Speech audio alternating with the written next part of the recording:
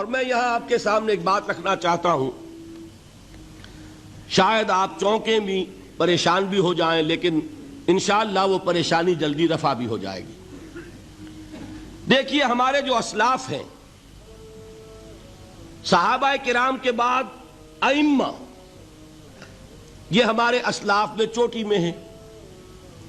ان اسلاف میں، ان ائمہ میں دو بنیادی قسمیں ہیں، ایک محدثین اور ایک فقہاء۔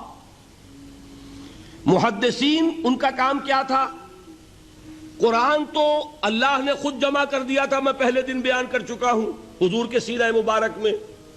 حضور نے صحابہ کو اسی ترتیب سے قرآن پڑھا دیا اور سینکڑوں صحابہ نے یاد کر لیا۔ پھر جو کمی اگر رہ گئی تھی، کتابی شکل میں حضرت ابو بکر لے آئے۔ پھر اگر اس میں کوئی فرق پڑ رہا تھا پڑھنے کے انداز میں، تو ایک کتابت کے اوپر جمع کر دیا حضرت عثمان نے۔ بات ختم ہو گئی۔ خلافت راشدہ میں قرآن کا معاملہ تو محفوظیت کی آخری درجے کو پہنچ گیا۔ اب اصل مرحلہ کیا تھا؟ حضور کے اقوال مبارک کو جمع کرنا، ان کو بھی تو سمیٹنا ہے نا۔ صحابہ ہیں، منتشر ہو گئے ہیں، کوئی صحابی کوفے چلے گئے، کوئی صحابی دمشق چلے گئے، کوئی کہیں چلے گئے، کوئی کہیں چلے گئے۔ میزبان رسول جو ہے وہ دفن ہے قسطنطنیہ کی فصیل کے باہر، حضرت ابو ایوب انصاری رضی اللہ تعالی عنہ۔ اب ان سب کے پاس، کسی کے پاس اتنی احادیث، کسی کے پاس اتنی احادیث، ان کو جمع کرنے کا کام، پھر چھان پھٹک کرنے کا کام، پھر مرتب کرنے کا کام، یہ کس نے کیا؟ محدثین کرام نے۔ بہت بڑے محسن ہیں اس امت کے محدثین کرام، پوری زندگیاں کھپائیں۔ ایسا بھی ہوا ہے، ایک صحابی مدینے سے چلتے ہیں، ایک محدث مدینے سے چلتے ہیں، انہیں معلوم ہوتا ہے کہ ایک صحابی دمشق میں ہے، ایک حدیث وہ بیان کرتے ہیں، ذرا باریک بات ہے، سمجھ لیجئے گا۔ ان کو وہ حدیث معلوم تھی، لیکن وہ حدیث 3 راویوں کے راستے سے آ رہی تھی۔ ان کے پاس جو حدیث تھی وہ 2 راویوں کے حوالے سے تھی۔ اب وہ جاتے ہیں اور وہ بیت المقدس کا اور وہ دمشق کا سفر کرتے ہیں صرف اس حدیث کو سننے کے لیے، سواری سے اترتے بھی نہیں۔ میں نے سنا ہے آپ حضور کی یہ حدیث بیان کرتے ہیں، جی ہاں، ذرا مجھے سنا دیجئے۔ سنا دیا، ویسے ہی اپنے اونٹ کی جو ہے گردن موڑ لی کہ واپس، بھائی اترو، ٹھہرو، قیام کرو۔ نہیں، میں صرف ایک حدیث رسول تم سے سننے کے لیے آیا تھا، میں اپنے اس سفر میں کوئی اور مقصد جمع نہیں کرنا چاہتا۔ یہ کام کیا محدثین نے۔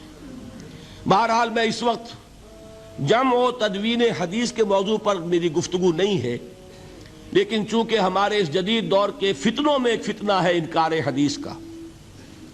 لوگ سمجھتے ہیں جیسے کہ ڈرائنگ رومز میں بیٹھے ہوئے آرام سے کتابیں پڑھتے ہیں، شاید ایسے ہی محدثین کا کام تھا۔ انہوں نے جس طرح زندگیاں لگائی ہیں اور جس طریقے سے حدیث کو جمع کرنے کے لیے مشقتیں جھیلی ہیں، اس کا آج ہم تصور نہیں کر سکتے۔ اچھا، وہ تو محدثین کرام ہیں، ان میں بھی اب ایک کا نام نوٹ کر لیجئے، چوٹی پہ کون ہے؟ امام بخاری، امام مسلم، امام ترمذی، امام احمد ابن حنبل، امام ابن ماجہ، امام ابو داؤد، سب ہیں، لیکن چوٹی پر رئیس المحدثین کون ہے؟ امام بخاری۔ اچھا، اب تیسرا طبقہ ہے ہمارے ہاں، دوسرا، وہ ہے فقہاء۔ قرآن بھی جمع ہو گیا، حدیث بھی آ گئی، اب اس سے احکام نکالنے بھی تو ہے نا، استدلال کرنا ہے، حدیثوں کو جوڑنا ہے، قرآن کے ساتھ ان کا ربط تلاش کرنا ہے، اور پھر کوئی حکم تلاش کرنا ہے، اجتہاد کرنا ہے۔ یہ کام جنہوں نے کیا انہیں ہم کیا کہتے ہیں؟ فقہاء کرام۔ اور ان میں بہرحال جو لوگ یہاں جمع ہیں، مجھے یقین ہے کہ وہ اس بات کو تسلیم کرتے ہوں گے کہ ان میں چوٹی پر ہیں امام ابو حنیفہ رحمۃ اللہ علیہ، امام اعظم۔ ٹھیک ہے، کسی کی رائے ذرا مختلف بھی ہو سکتی ہے، کوئی شافعی مسلک کا ہے تو امام شافعی کو بہرحال وہ اونچا درجہ دے گا، مالکی مسلک کا ہے تو امام مالک سے اسے زیادہ نسبت ہے، لیکن واقعہ یہ ہے پوری دنیا نے تسلیم کیا ہے کہ قانون کا جتنا سینس امام ابو حنیفہ کو ہے، قانون ایک علیحدہ شے ہے، اخلاقیات علیحدہ چیز ہیں، ایک شے کا اخلاقی تقاضا کچھ اور ہے، قانونی تقاضا کچھ اور ہے۔ آپ کو کسی نے تھپڑ مارا، اخلاقی تقاضا کیا ہے؟ معاف کر دو بھائی، اور قانونی تقاضا کیا ہے؟ جوابی تھپڑ رسید کرو، اس لیے کہ اگر یہ نہیں کرو گے تو اس کی ہمت افزائی ہوگی، یہ کسی اور کو بھی تھپڑ مارے گا۔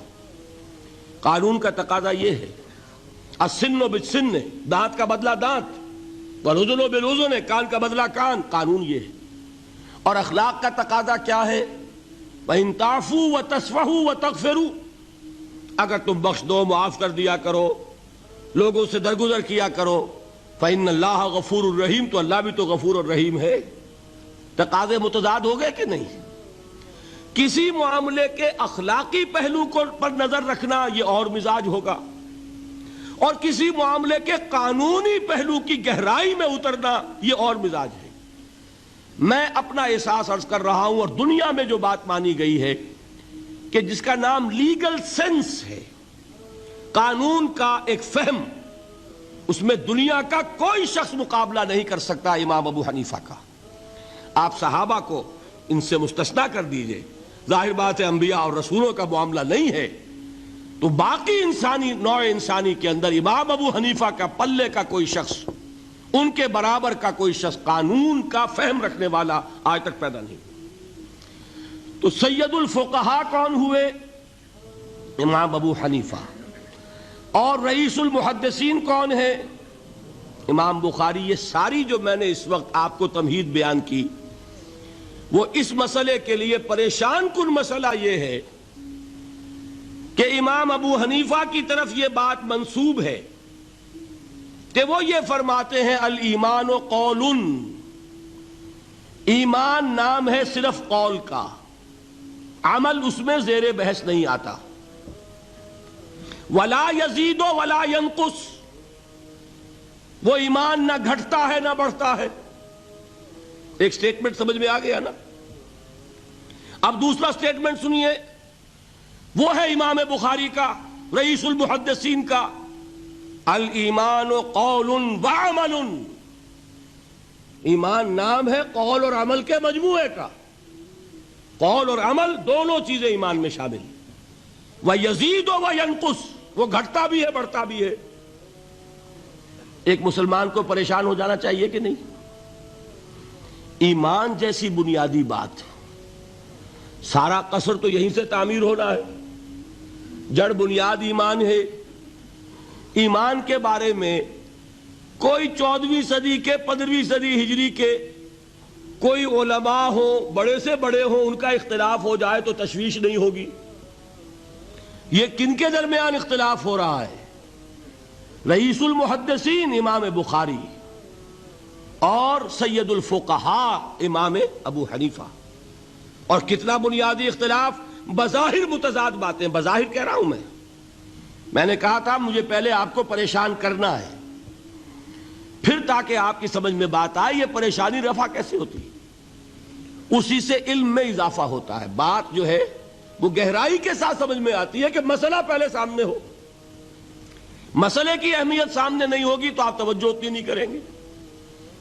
تو دیکھیے تضاد کتنا ہے، بعد المشرقین جسے کہتے ہیں ہم اپنے محاورے میں، کہ ایک مشرق کی بات ہے تو دوسری مغرب کی ہے۔ الایمان قول، نہیں، الایمان قول وعمل، تضاد ہے نا۔ لا یزید ولا ینقص، نہیں، یزید وینقص، تو یہ تو معلوم ہوتا ہے کہ بہت زبردست اختلاف ہے جو حل نہیں ہو سکے گا۔ اللہ تعالیٰ کا شکر ادا کرتا ہوں، اس نے اس کا حل سمجھایا، اور کیسا سمجھایا؟ میں پورے انشراح صدر کے ساتھ کہہ رہا ہوں، اس میں کوئی تصنع نہیں، کوئی تکلف نہیں۔ میرے نزدیک دونوں باتیں 100% درست ہیں۔ یہ نہیں کہ 50% یہ درست 50% وہ درست، نہیں، یہ بھی 100% درست، یہ بھی 100% درست۔ فرق کیا ہے؟ محل مختلف ہے۔ امام ابو حنیفہ قانونی ایمان کی بات کر رہے ہیں، اور امام بخاری حقیقی ایمان کی بات کر رہے ہیں۔ قانونی ایمان کے اعتبار سے 100% درست ہے یہ بات کہ وہ صرف قول ہے، عمل نہیں، زیر بحث آئے گا۔ ایک شخص نماز نہیں پڑھتا کافر نہیں ہے، نماز کا منکر ہو جائے کافر، زکوٰۃ نہیں دیتا فاسق ہے، فاجر ہے، کافر نہیں ہے، زکوٰۃ کہہ دے کہ ہے ہی نہیں دین میں، کافر۔ فرشتہ کس نے دیکھا، کیا پتا کیسا ہوتا ہے؟ حضور نے بھی اصل فرشتہ اپنی اصل ملکی شکل میں صرف 2 دفعہ دیکھا ہے، ورنہ تو انسانی شکل میں آتا تھا یا نظر ہی نہیں آتا تھا۔ 2 باتیں تھیں، وہی ہو جاتی تھی، نظر کوئی نہیں آتا تھا، یا انسانی شکل میں نظر آیا۔ اصل ملکی شکل میں حضرت جبرائیل کو 2 مرتبہ دیکھا۔ وَلَقَدْ رَآهُ بِالْأُفُقِ الْمُبِينِ وَلَقَدْ رَآهُ نَزْلَةً أُخْرَى عِنْدَ سِدْرَةِ الْمُنْتَهَى، ایک مرتبہ افق مبین پر دیکھا، ایک مرتبہ سدرۃ المنتہا کے پاس جبرائیل اپنی اصل شکل میں ظاہر ہوئے۔ اب ظاہر بات ہے ہم نے تو نہیں دیکھا نا، لیکن ہم مانتے ہیں جبرائیل کو، مانتے ہیں فرشتوں کو، نہیں مانیں گے کافر ہو جائیں گے۔ تو معلوم ہوا کہ قانونی ایمان جس پر دار و مدار ہے کفر اور اسلام کا، اس کا کل دار و مدار صرف قول پر ہے، ماننے پر ہے، اقرار باللسان پر ہے۔ یہ بات آپ نے سنی ہوگی، امام ابو حنیفہ کا قول ہے 100% درست کہ گناہ کبیرہ سے بھی انسان کافر نہیں ہوتا۔ کبیرہ گناہ ہے، شراب پی ہے، کافر نہیں ہے، حد لگا دو۔ حضرت عمر نے اپنے بیٹے پر حد جاری کی، ایک مرتبہ مصر میں حد جاری ہو چکی تھی، لیکن حضرت عمر کو احساس ہوا کہ وہاں شاید رعایت کی گئی ہوگی خلیفہ کے بیٹے پر حد جاری کرنے میں، لہذا پھر بلایا اپنے پاس اور دوبارہ حد جاری کی۔ حد جاری کرو لیکن کافر نہیں ہوگا۔ اگر کسی سے زنا ہو گیا ہے، میں آپ کو واقعہ سنا چکا، غامدی خاتون، حد جاری ہو جائے گی، لیکن یہ کہ اس کو کافر نہیں کہہ سکتے۔ کافر کیا کہیں گے؟ میں تو سنا چکا آپ کو کہ ذرا کسی نے کہہ دیا بے حیا عورت تھی تو حضور نے کیسی ڈانٹ پلائی ہے، کتنا اس کا رتبہ بیان کیا ہے۔ اس نے تو وہ توبہ کی ہے کہ مگر مدینے کی پوری آبادی پر اس کو تقسیم کر دیا جائے تو سب کی نجات کے لیے کافی ہو جائے۔ معلوم ہوا تکفیر اور ہے اور کسی کا فاسق و فاجر ہونا اور ہے۔ اس میں حد فاصل انسان کا اقرار ہے۔